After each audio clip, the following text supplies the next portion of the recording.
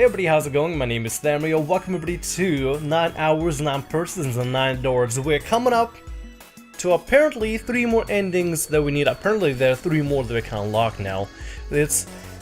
I've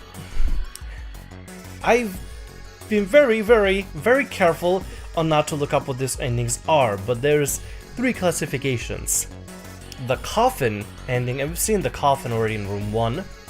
There is the safe ending, and completing the safe ending will unlock the true ending, which is just coffin ending, but as long as we have the safe ending check mark, we get the true ending, which is weird. I have no idea how it's gonna work out like that, but it is what it is.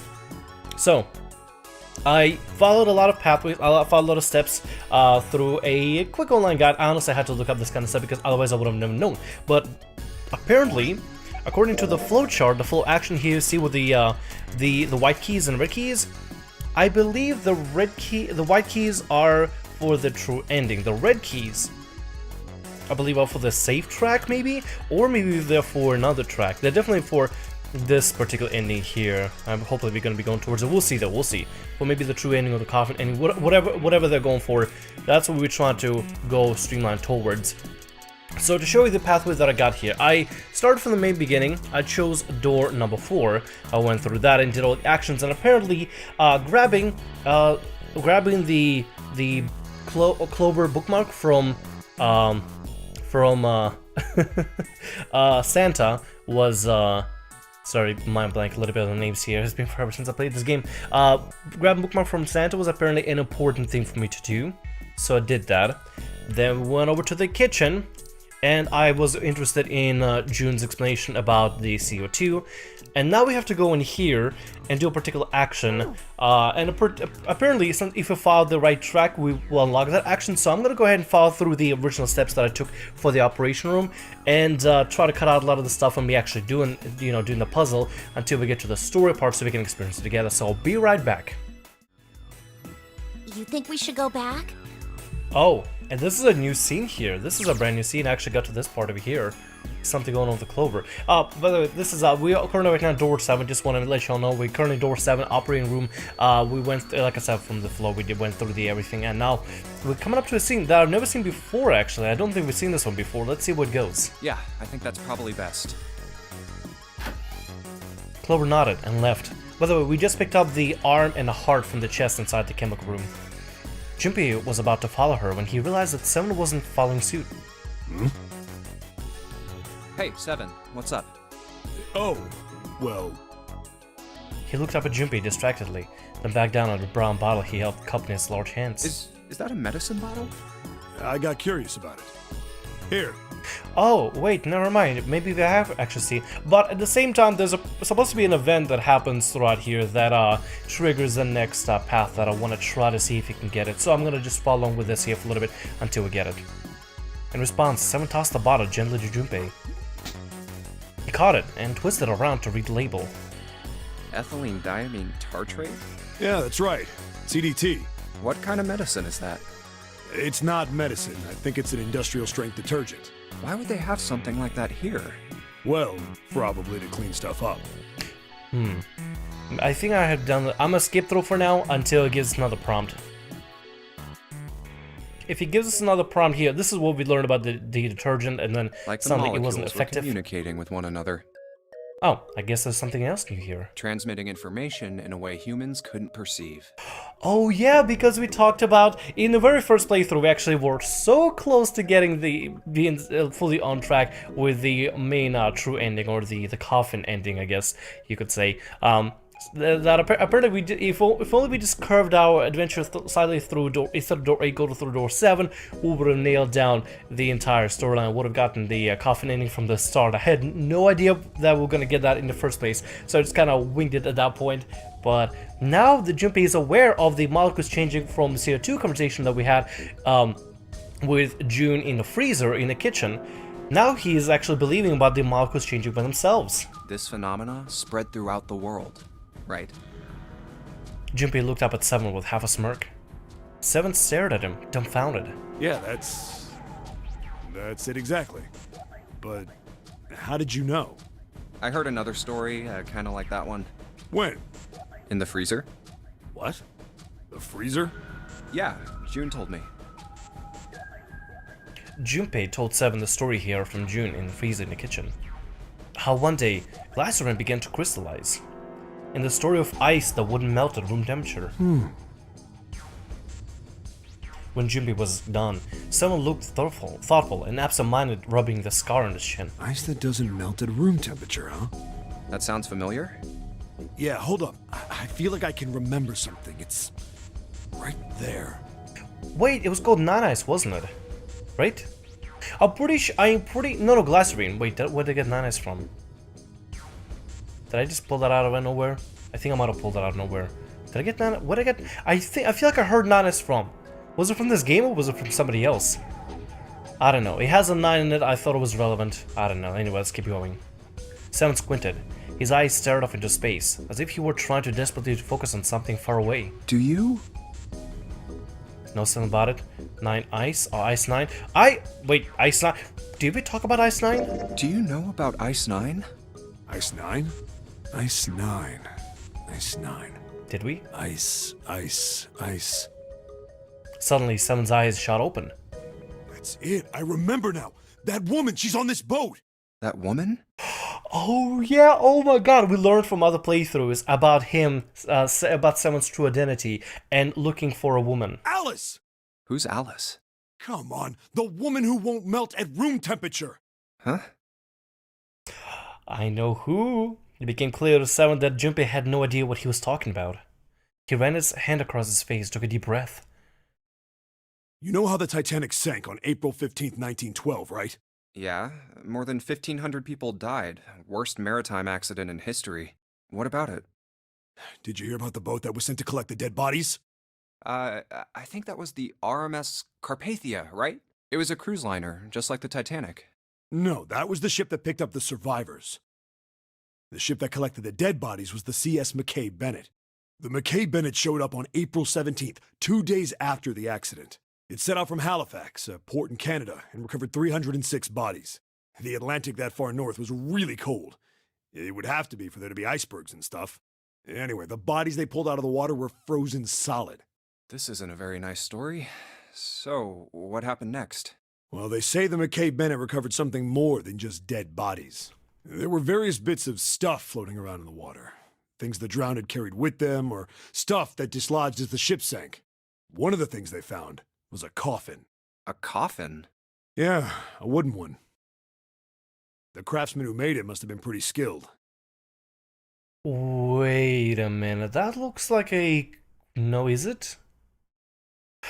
I am pretty certain I've seen this somewhere. I think when June was talking to us about the Titanic, we've seen this somewhere. Did we? I'm pretty sure we've seen this particular coffin. It wasn't just a wooden coffin. It was all wood, no nails, no reinforcements, no gaps in the wood anywhere. The thing was airtight. The crew got pretty curious about what might be inside it and opened it up. They had to get a wedge and hammer it open. It was so well made. Inside, they found a woman. Or, I guess you should say, they found the dead body of a woman. I don't want to jump to any conclusions, but she looks very familiar. Her hair was thick and black, and her skin rich brown with no blemishes or signs of decomposition. They say that she looked gorgeous, like a goddess. She was obviously dead, but everyone who looked at her said she just looked like she was sleeping. Her skin was so lifelike, she looked like she might wake up any minute. And she didn't, though. Like the rest of the bodies they found, she was frozen solid. Eventually, the McKay Bennett finished searching and returned to Halifax. The 306 bodies were unloaded and taken ashore. However, it was warm enough that they began to thaw. They say that the stink was horrible, but there was one body that didn't thaw, and that was... The girl in the coffin! That's right. Everybody thought for sure that she'd melt and start to rot like the rest of them eventually, but weeks passed and nothing happened. Then a month passed, and another. And it was summer, and she was still frozen solid. After a while, people started to say she was some sort of miracle. Rumors about her started to spread. People came to visit Halifax from all over. After a while, people started to call her All Ice. Alice. Oh, that's what they meant, Alice. All ice. Of course, those rumors didn't last long. Why? Well, she up and disappeared. One day Alice was there, the next day she wasn't. They say someone snuck into where they were keeping her and stole the body. With the body gone, the rumors followed pretty quickly. And after a while, no one remembered her. You might be able to find something about her if you could find a newspaper from back then, but that's about it. Wait, you just said that she was on this boat. Yeah, I did. Alice has got to be somewhere on this ship. Wait, Now why the hell would you say something like that? Because I know. And just what is it you know? What happened to Alice after she was stolen? Junpei gulped. Alright, tell me. What happened to Alice? I thought he was talking about his past, like his actual origin, like his actual past origin that he got amnesia from. Maybe this has to relate with what he was doing before he got to the boat. Seven nodded slowly. It took on the look of a man recalling something long buried. Well, around that time, the word was that there was a special black market in New York. All millionaires from all over the world. I've heard that Alice went up for auction there. The person who won the auction was Lord Dashiell Gordain. The owner of the boat. You've heard that name before, right? Lord Gordain. Oh, isn't he the guy who bought the Gigantic? The Titanic's sister ship? Yeah, that's him. Although I guess he hadn't done that yet. What do you mean? Gordain bought Alice in 1912, and 4 years later in 1916 he bought the Gigantic, and he hid Alice somewhere on the Gigantic, but nobody knows where. There is a coffin over here that we did see before. He died in 1931, and apparently he died without ever telling anyone where Alice was hidden. However, What? well, he did have one close friend who asked him, "Where is Alice?" And he said, "Alice sleeps in a small chamber past the Forest of Knowledge beneath the navel of the Gigantic." Under the library? What the hell is that? Is it some kind of riddle? Your guess is as good as mine. Seven threw his hands up in defeat. So that's it. Whatever you think, I believe it. She's hidden somewhere on the Gigantic. In other words, she's hidden somewhere on this ship. Before Junpei could dispute Seven's rather bizarre claim, as Junpei was trying to figure out what on earth he was going to say next, Clover's shrill voice pierced the room. Hey, what are you two doing over there? Stop wasting time and get over here! Okay, we're coming. Jeez! Someone looked at Junpei. Yeah, so anyway, that's the story. It might be useful someday. Don't forget it. With that cryptic remark, he turned and left the room. Alice. Huh. Junpei was left behind to ponder what he had heard. He tried to remember what June had told him earlier. That mummy wasn't just a normal mummy. They say that she was frozen. That's where we saw the coffin The first. story says that from the time of its discovery all the way through to when it got put on the Titanic, even though it was carried through the desert, her body never melted. When we talked about the curses in the very first room, when we entered room 4 and she talked to us about the curses, and we wanted to hear about the curse, she told us about this particular curse that she thought And of. was that Egyptian priestess, Alice? Oh, that she heard of. Did the water in her body become Ice 9? Could've. No, that's nuts. There's no way somebody like that could exist. Junpei shook his head, trying desperately to clear it, and followed Seven to the operating room where Clover was waiting. And now we're back to doing this. Back to them puzzles, ladies and gents. Back to them puzzles. Fake chest. We got a fake chest, everybody. Hey, hold on.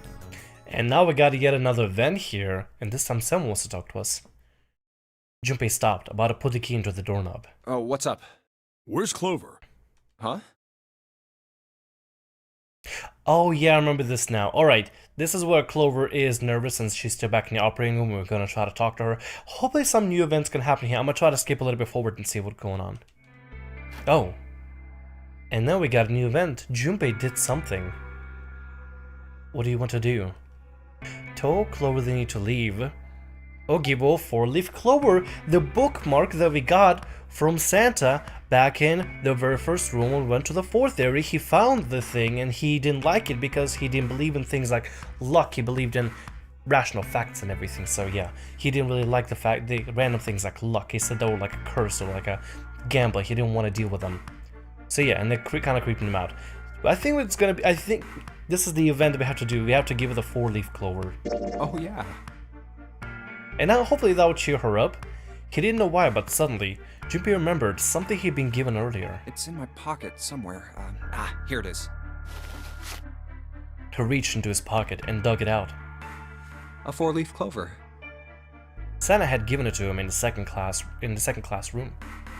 He held it out to Clover. Hey, did you know? Each leaf means something. Hope, faith, love, and luck. That's what a 4-leaf clover stands for. Take it. Use it as a good luck charm. He pressed the 4-leaf clover into her hand. Listen to me, Clover. No matter what happens, you can never lose hope. You have to remember what's most important, and that's to have faith and to have love. If you can remember all of those, that'll bring you good luck. That's actually kind of nice. Snake, I mean, your brother, he's not dead. He's alive, somewhere. I'm sure of it. You've just gotta believe in that. Clover stared at the 4-leaf clover in her hand. He could see tears start to form at the corners of her eyes. Thank you. Her voice was tiny and broken. As if she spoke, she started to cry. And as she spoke, she tried to hide her tears by looking at the floor, but it did little good. She wiped away tears with the baggy arms in her jacket, but more quickly took their place. No matter how she tried, she couldn't stop crying. Her tears made small wet circles on the floor.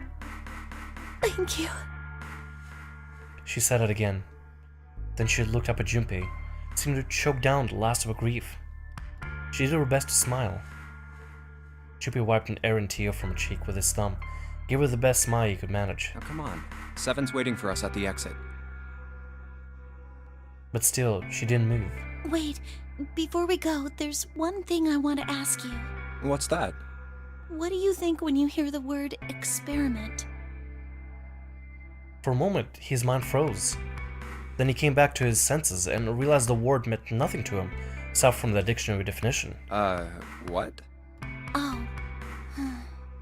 I guess it was just a coincidence then. I mean, that you knew about the 4-leaf clover. Look, I'm sorry. I don't want to be a jerk, but you are making less than no sense right now. Oh, no. It's nothing. Just forget about it.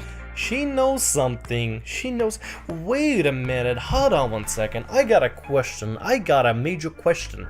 In before we learned, for the submarine ending, we learned that 7, and this is gonna be, it's not, I don't want to say spoilers, but I guess it's not supposed we already experienced that ending already as is. We already learned about this stuff. I guess it's okay for us to talk about it. I'm sorry if you never heard about it before up until now, but we learned of 7's past that he was actually a cop investigating a particular case of kids getting experimented on. I was thinking actually for a bit, I wonder why he took the collection of the people that we have here on this particular case were we experimented on, because at a certain point the kids who were experimented on eventually forgot about the event and just started living normal lives. But the reason why Lotus is here was because she wanted to investigate the boat and she wanted to see what's actually going on and get to the bottom of her kid's suffering, which we have never met her kid yet. But apparently 7 knew of her kid. There are 2 kids that she had, and I think both of them may have been experimented on. I was wondering, maybe, possibly, just maybe, if any of us here, except Ace of course, maybe Ace has a similar story to Lotus, he's just investigating what happened to his kid, maybe, possibly, but possibly maybe Clover and Snake could have been members of the experiment, maybe also Santa, possibly, maybe even Junpei, maybe even June. I don't know exactly what happened. I mean, a lot of them were little and they end up forgetting about the entire thing, so anything could have happened. I'm wondering, were we all experiments with this thing? Is that why we all back here by any chance? Oh, don't give me that. You really think I could just drop this? What is this experiment you were talking about? And the fact that Clover mentioned the experiment makes me wonder if she actually knows anything or she remembers anything about the events happening. Clover looked away. The 4-leaf clover was still in her hand. She stared for a long moment and then finally spoke. You promise you won't tell anyone? Cross my heart. Really? Really? I can trust you, right? Of course you can. Clover slipped the 4-leaf clover into her pocket. Her eyes still red from crying. She looked up at Junpei. Okay then, I'll tell you. I'll tell you what happened on this ship 9 years ago. I knew it. I knew it. She knows something. Wait. On this ship? Yeah, this ship. He was entirely lost. He had 1,000 questions, but it was probably best, he thought, to save them until Clover had finished. It was an experiment to test some sort of psychic thing. I knew it. I knew it. She has something to do with it. Was she a experiment member, or she was like the one that children was experimented on? Communicating through these fields that you can't see. Fields that you can't see? He heard something like this before. Clover nodded. Like, think about this. She pointed at the operating table. On top of it was a somewhat mismatched medical mannequin, whose parts had been swapped with another mannequin. This is John, right? But is he really John? Huh? All Junpei could think of, she's finally completely lost it. Isn't this like Locke's socks? Or the ship of Theseus? Junpei grew even more confused. He'd never heard of either of those things, although they sounded smart. You don't know? You haven't heard of those paradoxes? No? Junpei shook his head. Really? Clover laughed. Okay, well pay attention then. This is how Locke's socks works. Let's say I've got a pair of socks. They're my favorite socks. One of them gets a hole in it. What would you do if that was your sock, Junpei? Patch it up, throw it away, patch it up. Well, I guess I'd patch it up, get some cloth, and close up the hole. But what if another hole opens? I'd add another patch, I suppose. What if another hole opened after that?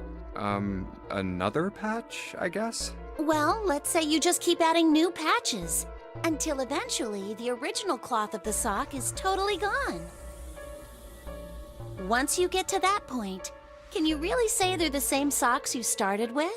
Oh, I see what you meant with John, because we did mismatch John a bunch of times, and the only thing was left with John is just his arm and his head and the heart. And if you were to replace the head, the heart, and the arm, it wouldn't even be John anymore. Well, that's tough. Junpei crossed his arms. So, that's the Locke socks thing? Yeah, the ship of Theseus is a lot like it. The ship of Theseus. If you keep fixing the damaged parts of a ship, eventually it ends up with none of the parts it started with. Can you really say that ship is the same one you started with? And what if you took all the old parts from the first ship and built another one somewhere else? Then which ship is the real ship of Theseus?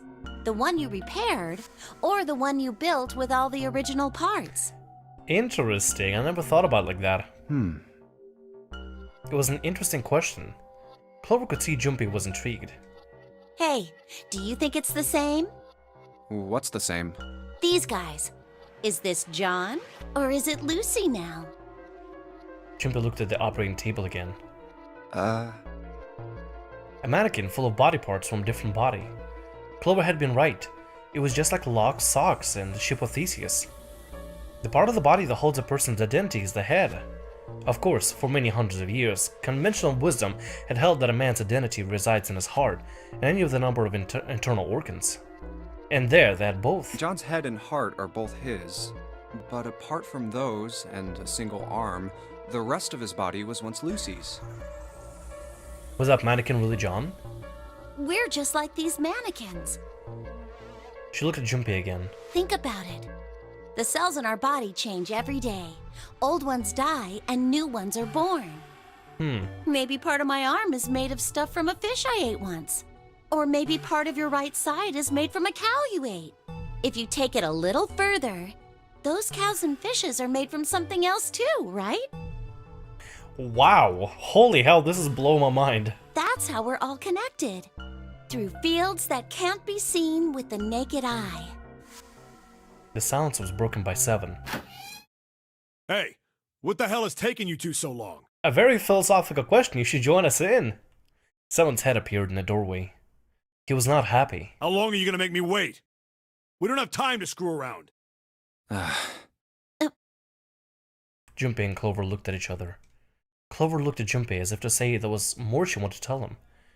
She shook her head. Whatever she had to tell him, she didn't want to tell him in front of Seven. Seven seemed to catch on. Oh? What were you two doing? Was this some sort of secret meeting? No, it wasn't. We were just Just... playing with the mannequins. Huh? Playing doctor. Let's go, Junpei.